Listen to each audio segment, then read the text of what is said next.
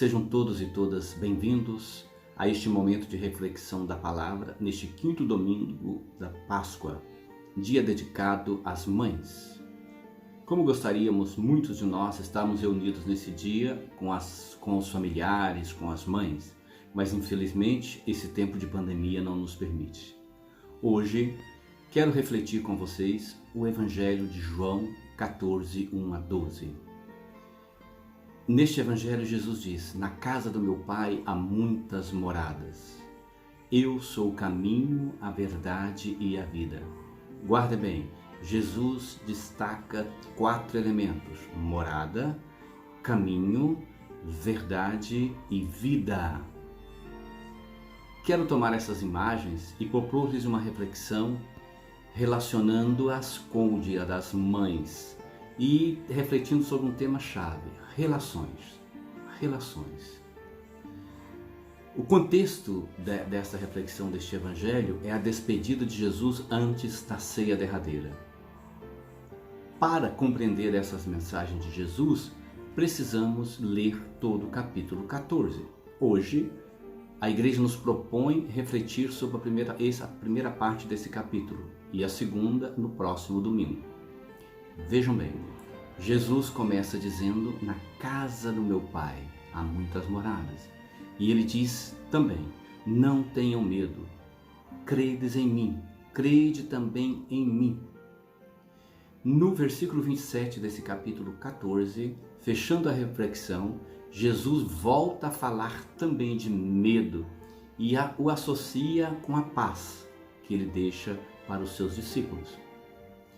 Na passagem que estamos refletindo, Jesus relaciona, portanto, a fé com o medo, ou o medo com a fé, e acrescenta: na casa do meu Pai há muitas moradas.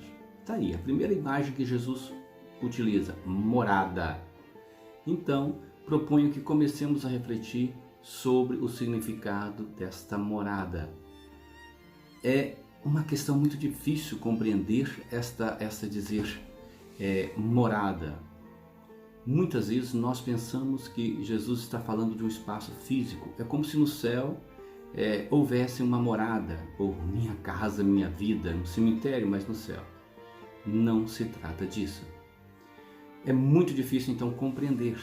Por isso é melhor explicar esta imagem que Jesus usa.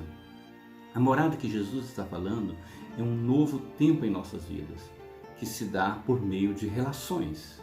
E, aliás, muito propício para a nossa época. Imagine agora vocês que eu estou aqui num espaço físico, você está em outro espaço físico, você me vê, você me ouve, e nós, no distanciamento, estamos criando relações. Aliás, a vida é feita de relações. A vida é feita de relações. Vou tomar um exemplo para entender a importância de relações. As nossas mães que celebramos hoje, elas são exemplos vivos nessa construção de relações. Elas nos ensinaram a falar, nos mostraram a vida como ela é, elas nos geraram, elas nos educaram, fizeram e fazem tantas coisas por nós. Somos frutos dessas relações e seremos eternamente devedores delas o que somos.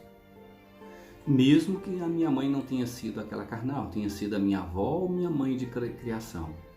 São relações que estabelecem no carinho maternal e que permanecem para sempre. Quem tem a mãe falecida, vivendo na morada eterna, como é o meu caso, sabem o que é a dor sofrida no dia em que teve de cortar essas relações terrenas. Graças a Deus que a fé nos dá a certeza de que um dia encontraremos nossas mães e que essas relações não foram cortadas. Elas continuam vivas no meio de nós, continuam vivas naquilo que eu sou na minha história. Assistir nesse tempo de pandemia, creio que vocês também estão vendo TV, com lágrimas nos olhos, o lamento de um jovem que perdeu a sua mãe por causa do coronavírus. Para ele não foi possível fazer o velório, não foi possível estabelecer o luto e estabelecer o luto imediato e fazer aquele corte inicial. Coitado, ele lamentava profundamente que sua mãe tinha seguida só, envolta em um saco plástico, em um caixão lacrado para uma sepultura onde ele nem pôde estar perto. E quantos estão vivendo essa situação? Quando eu digo a vocês que estamos em dificuldades, ainda que no silêncio do nosso coração ecoa um grito: eu quero a minha mãe, eu quero a minha mãe. Por que isso? Porque nós queremos relações, assim é a condição humana. Interessante quantas vezes já me deparei sonhando com a minha mãe em momentos de dificuldade. Parece que ela vem me consolar, vem trazer a solução, vem apontar caminho, vem estabelecer relações. Por isso, querer a mãe é querer manter essas relações duradouras. Porque mãe é cordão umbilical, que não rompe nunca, permanece. E saibam vocês, era isso que Jesus estava querendo dizer para os seus discípulos. Eu vou, mas voltarei, e onde eu estiver, estarão também vocês. Vocês estarão comigo. Construam novas relações. Mãe é sinal de amor.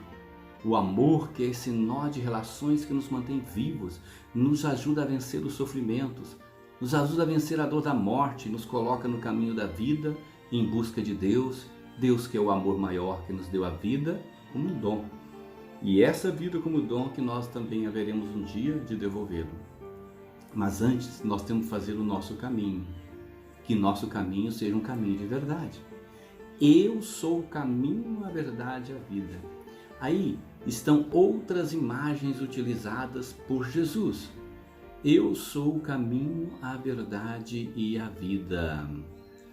Ocorre que muitas vezes nós somos como Tomé. Perguntamos sempre a Jesus: Senhor, não sabemos onde vai e nem conhecemos o caminho. Ou ainda como Filipe que perguntou no Evangelho: Senhor, por favor, mostra-nos o caminho. Na época de Jesus, para entender isso, há de explicar que havia um grupo de cristãos chamados gnósticos. Eles acreditavam que nós viemos de uma luz, realidade superior, estamos no terreno e voltaremos novamente para esta luz, para a plenitude. E só conseguiremos isso quando teremos conhecimento da centelha de luz que mora dentro de cada um de nós. E aí nós podemos sair desse mundo material fazendo o caminho de volta. E que algumas pessoas poderiam nos ajudar a fazer esse caminho. Agora a comunidade de João, que teve relação com esse grupo, responde que Jesus é o único caminho que nos leva ao Pai. Para Ele, por quê? Porque Jesus e o Pai são um. Eles são indivisíveis, assim como a relação mãe e filho. Voltando ao nosso tempo de pandemia, devemos nos perguntar: como está a nossa morada terrestre? Como estão as relações dentro dela? Habitamos em uma casa comum, porém o que nós vemos no nosso mundo é sempre opressão e mais opressão. Nesse tempo de pandemia, descobrimos que as nossas casas é um lugar, a nossa casa é um lugar de relacionamento. Mas que novidade! Sabe por quê? Porque estávamos sem tempo para isso.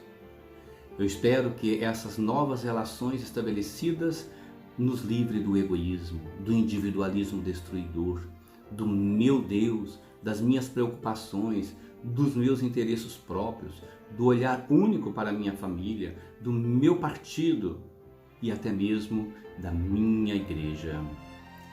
Os narcisos do mito de Narciso, muito conhecido, eles se perguntam eternamente e de forma retórica, já sabendo a resposta: espelho, espelho meu, quem é mais bonito do que eu? Espelho, espelho meu, quem é mais bonito do que eu?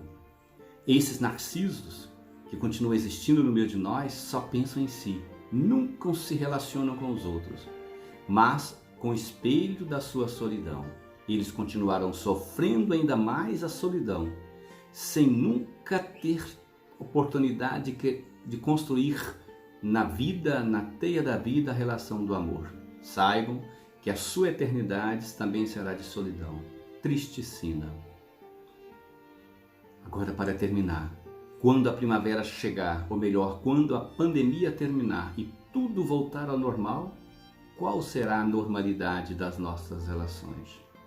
A mesma que imperava na época antes do inimigo invisível? Não poderá ser. Caso contrário, seguiremos nos descaminhos. Eis o nosso desafio. Quem viver, verá. Que sejamos seres humanos melhores, menos estúpidos na sua racionalidade que destrói a vida. Um abraço carinhoso, ainda que virtual, para as mães. E para aquelas que estão namoradas de Deus, peço que intercedam a Deus para que aprendamos a criar novas relações, até um dia que também nós estaremos no tempo das relações eternas na morada do Pai. Feliz Dia das Mães. Feliz Páscoa.